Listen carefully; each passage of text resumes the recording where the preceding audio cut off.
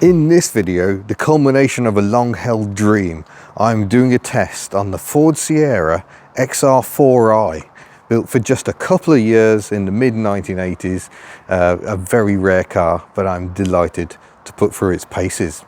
Let's explore and tell you more.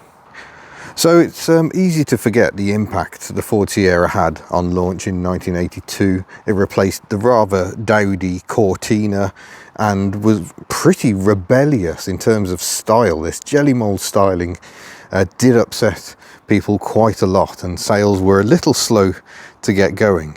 They certainly did get going, and the Sierra became very, very successful, but initially it was just a bit too much, especially for conservative British buyers.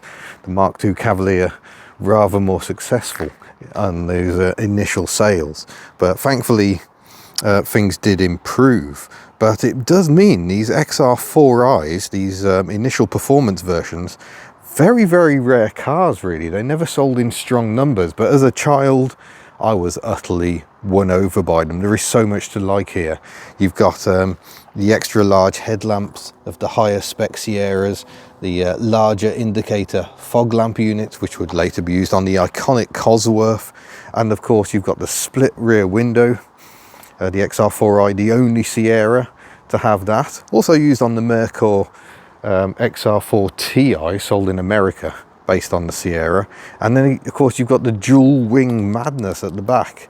To a young lad like myself growing up in the 1980s, this was the very epitome of hot motoring and a proper hot hatchback. A hatchback being another controversial aspect of the Sierra XR4i. Now, people are probably shouting that this one's got a few modifications, and you're not wrong. Start with the rear lights.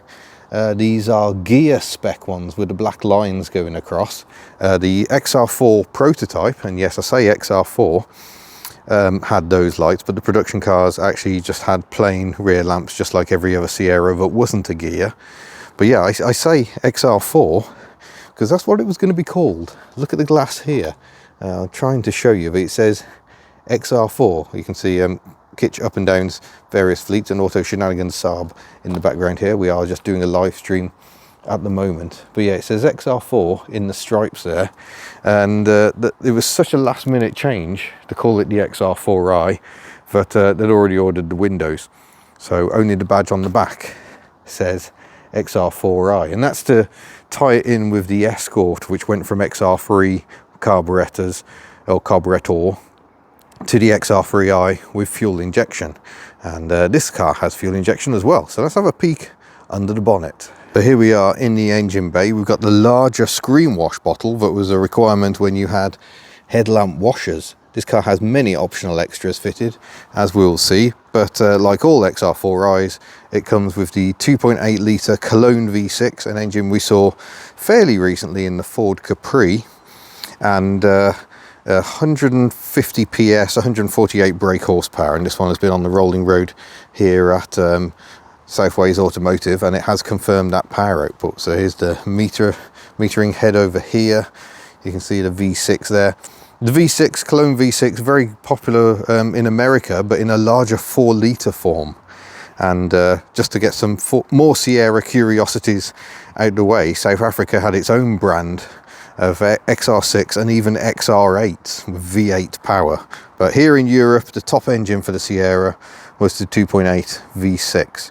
Originally, they were going to use a 2.3 litre, but they had problems trying to get that engine to be sporty enough. But I think it was Bob Lutz, chairman at the time, very insistent that they used the 2.3. But with mere months to go until the car was launched, they did settle on the 2.8. It already existed, it was ready to go. The gear used a smaller 2.3 V6, but a super sleek front end here. We've got this tiny little air intake here, and then a larger one under the number plate. This car is quite special. It was owned by Ford brand new. It was owned by someone in Ford management, and then it was bought by the current owner, Tony. He bought the car in 1985 and has owned it ever since. I think he'd be happy for me to say it's not a perfect car. There's the odd little scuff and rust bubble here and there, which he intends to deal with soon, but he has great pleasure driving and showing this car. and why not? And there's a key rival also from 1982 in the background there, the Citroen BX. How different could two cars be? The Sierra, of course, being rear wheel drive, now with independent rear suspension, a big improvement over the Cortina, but those remarkable looks, yeah, definitely confounded people at the time. Let's have a look inside. In terms of boot space, Sierra always had an annoyingly high lip, which was a bit of a impediment, but it's not bad. It's not too deep. This one's full of all his show gear, so that's the level of the floor, but there is a full-size spare beneath that floor seat. Is 60-40 split for a bit more space. So never the greatest, but of course you could get the very capacious Sierra Estate, and you could get that as an XR4x4 as well. Ooh. Now the first thing that strikes you is these doors are absolutely enormous, and perhaps unsurprisingly, the hinges are dropping a bit on this one. Look at that for an opening. Absolutely huge. 3-door Sierras, as these are known, really quite rare in the UK. You could get the poverty models as a 3-door. Obviously the sporty Cosworths were based on the 3-door body shell initially, then the Sapphire, but Europe kept 3-door Mondeos going for a much longer time, even in the facelift world of Sierras. But yeah, have a look inside this one. It's a bit special. The seats, again, non-standard. These are out of an Escort, but the trim helpfully matches, and the rear gives you a hint of what came as standard. The head restraints also an upgrade, but the rear seat belts were a factory fit option. Standard Recaro seats even in the back, and some other toys to play with in here. We've got electric mirrors, electric windows, electric sunshine roof. Oh, sorry, manual sunshine roof. Check that one off. And yeah, there we go. There's the gear lever. And look at this car phone. Just amazing. Ford branded as well. It's even got a trip computer, the original cassette player. It's lovely in here. The steering wheel is out of a Cosworth. So like I said, there's a few little mods just that the owner likes. But in short, mostly a standard car. He's even got his rep suit hanging in the back. Ready to head off on a sales mission somewhere.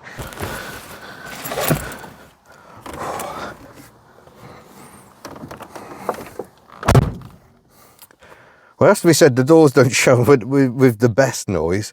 Reminds me of my dad's Sierra. But, you know, this is the time, 1980s, a lot of dashboards had shakes and rattles. My dad also had Montegos, so I know what that's like. I'm going to need the key. I think that might help our driving experience somewhat. Oh, brings back memories. My dad had a Sierra. It was a later one, about in 92, 1.8 LX, which time it had been facelifted twice, had the black rear lights.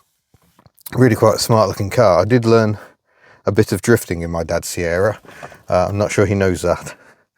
We aren't going to be drifting this one. This one is far too lovely. But yeah, really sporty driving position. These Recaros hugging my hips. Gear lever falls nicely to hand. Handbrake here, electric window switches. We've got some cassette storage down here at the front. What's that? Spandau Ballet. Oh, perfect. So cassettes ready to go into your cassette player. And again, that's Ford branded. Very nice trip computer here, so you can show your MPG, average speed, amount of fuel left, etc. I think. I don't know how that works. I'm not going to mess with it. One of my favorite things is a little multifunction display here. In fact, I'm going to pull you out of this to show you.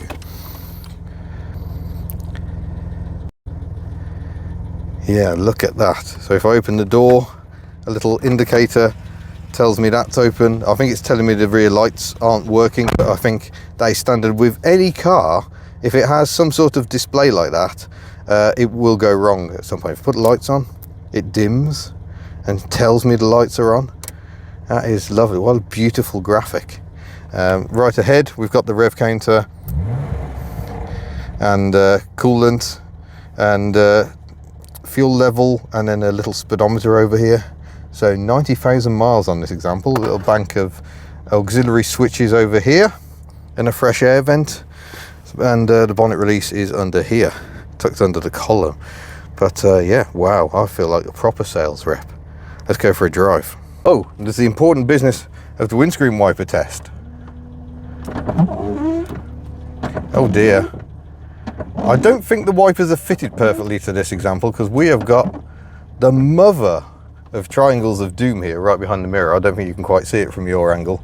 That is not standard fare for a Sierra. I'm pretty sure my dad's didn't have one like that. Owner Tony's now going, what on earth is a triangle of doom? You can find out on my channel. But we shall tickle her off, and away we go. Sorry Tony, I'm going to have to adjust the rear view mirror so I can actually see out the back. Mostly what you can see, of course, is the blade of the spoiler. But yeah, dream achieved. Oh yeah, there is a bit of rattling going on. Got a sunroof as well and the blind of it. Ride is, this one is slightly lowered, so I'm going to be a bit careful as we go around this industrial estate. Very torquey V6 engine, of course. Very happy to just potter along at low revs. Make sure that's on cold, yeah. Make sure the vents are open, because I think I'm going to need some cooling.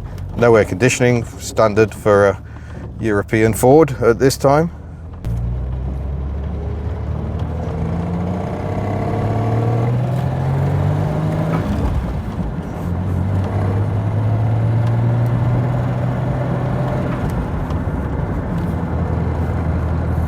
Now there is a bit of a vibration coming from the clutch pedal, which the owner did warn me about. So you can hear that sort of weird sort of rattling noise. It is coming from the clutch pedal, I'm afraid. But yeah, the Sierra really was odd because it looks so futuristic, but in terms of having rear wheel drive, that made it a bit old fashioned. So a slightly peculiar car for the time. But I always liked them. Like I say, I just remember seeing these around. I feel like such, well, no, you're not really a boy racer. This is too mature for a boy racer. A boy racer would be in an XR4i, let's face it. This is kind of next level up. This is the salesman who has done very well for himself and is being rewarded with something a bit special compared to the basic L. Yeah, one key difference between the Sierra and the Cavalier was this V6 option. As good as the Cavalier was, the top engine, I think initially was just a 1.8 litre 4, later a 2 litre. So it never really had anything to rival the grunt of the Sierra. Obviously the Sierra would later be known for the RS Cosworth, which didn't use a V6 either. That used a 4-cylinder turbo to achieve some very, very astonishing performance levels.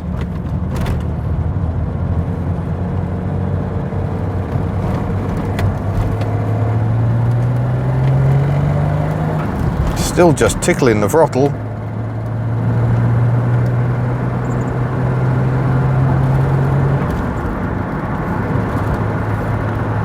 I'm in a very laid-back driving position, but it kind of works. This is the car for looking cool in, and believe me, in the 80s, the graphics, the twin rear windows, the twin spoilers, yeah, there were a few cooler vehicles in town. We're getting on for 2,500 revs at 60 miles an hour. So in gearing terms, it seems quite a bit shorter than the Capri. Capri seem to have really tall gearing. I wonder if the payoff is more sparkly acceleration. We shall soon find out. We're just going to get away from this motorway roundabout and hopefully find some more adventurous roads.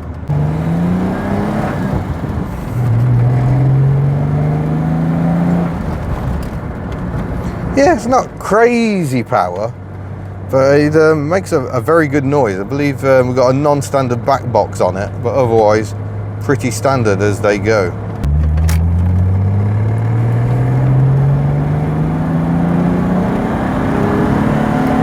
Oh yeah, it wakes up a bit, doesn't it? Whoa. I was just thinking this is feeling a bit lazy, but then you get above 3,000 and it seems to really pick up.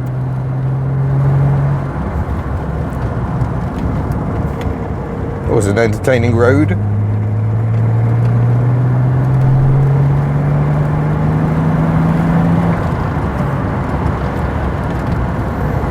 So for its day, quite a good performer, but I think, oh hello, that's interesting. One of the reasons these cars are so overlooked is because they were overshadowed by the Cosworth. Everyone wants the Cosworth. It was the Cosworth that became the legendary car, not just as a road car, but also in terms of racing, of course.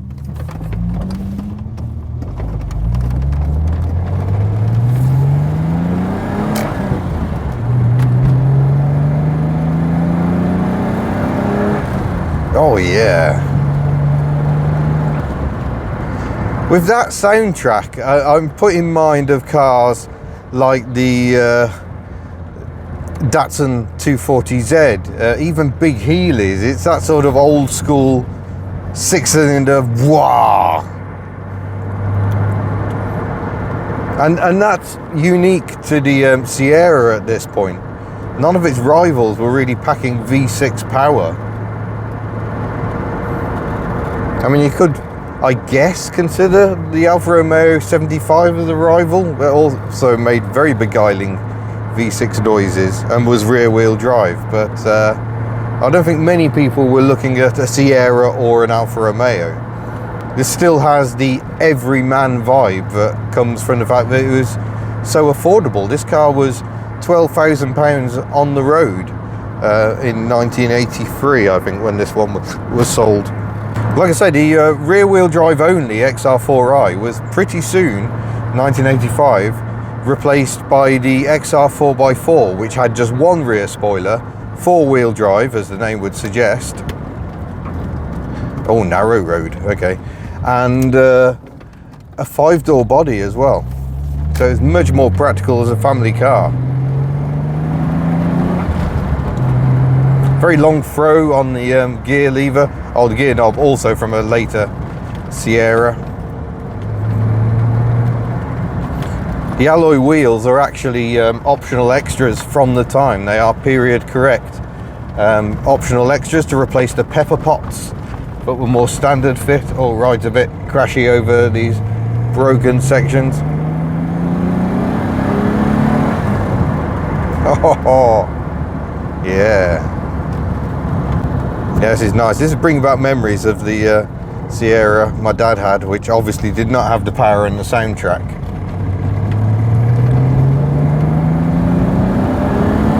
Oh yeah, that is nicely brisk. It's not stupid quick. It's just enough to make you feel that, yeah, this is a bit of fun. Whoa. So there we go. Ticked another box, another childhood dream achieved. The very, very 1980s Sierra XR4i. I know the four-wheel drive versions probably have more to offer. I know Cosworths are faster and gears are more plush. I don't care. To me, that is still the dream ticket of hot Sierra stardom. So thank you very much for watching. Don't forget you can like, subscribe, whatever. Head to the Hubnut merch if you would like to buy some items of clothing or a mug perhaps. And I'll see you in a future video. Farewell.